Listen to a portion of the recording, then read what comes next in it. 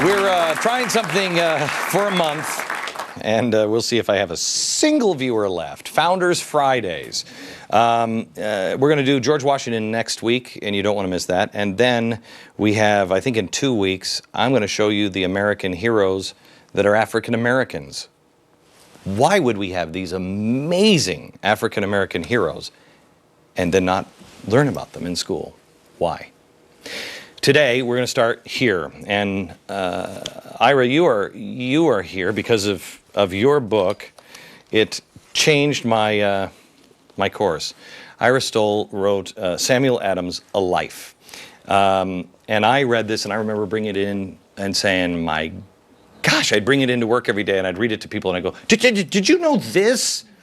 And those are my paintings; these are copies of them, but that is the reason why Sam Adams' faith is because of your book. It's amazing.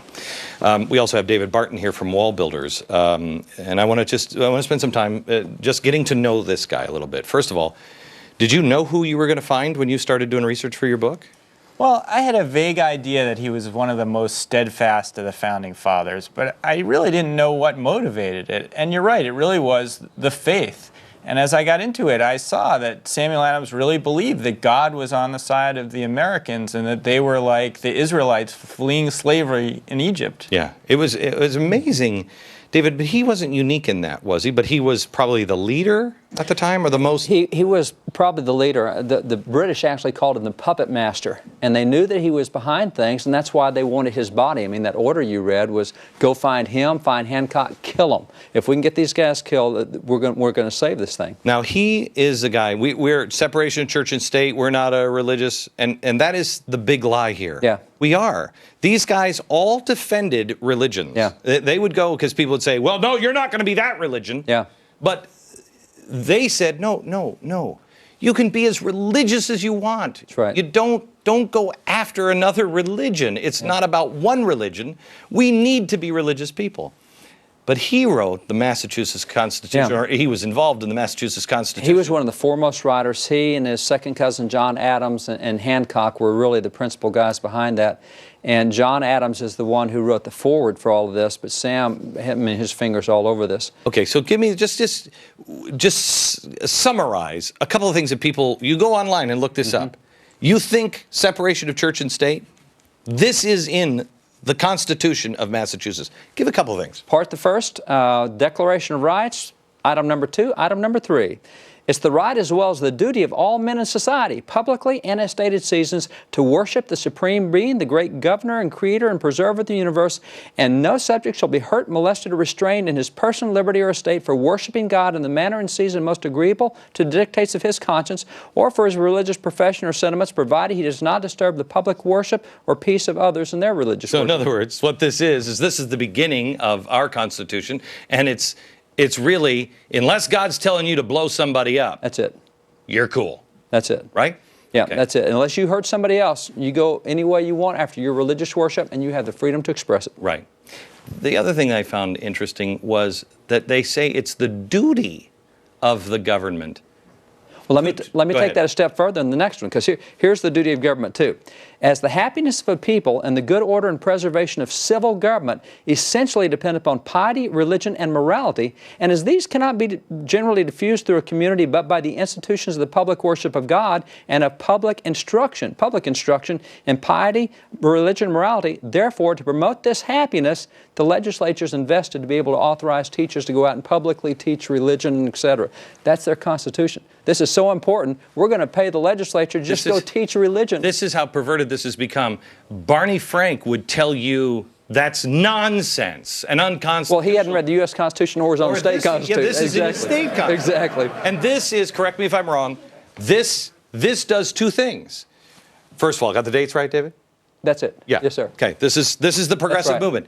Undermine the Constitution, which you just see here. Right. You don't know the Constitution because they've undermined faith in religion and the Founding Fathers. They do it all in one all together. One fell swoop. All together. What was the most stunning thing that you, besides faith, that you think you got out of Samuel Adams? The one that you'd say, this is so important. I can't believe I don't know this. Do you have Well, just it wasn't clear that they were going to win.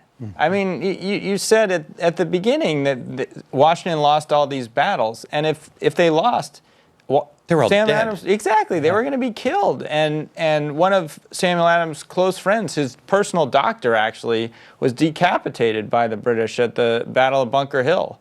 So they knew that could happen to them. It's amazing to me how we have diminished these people.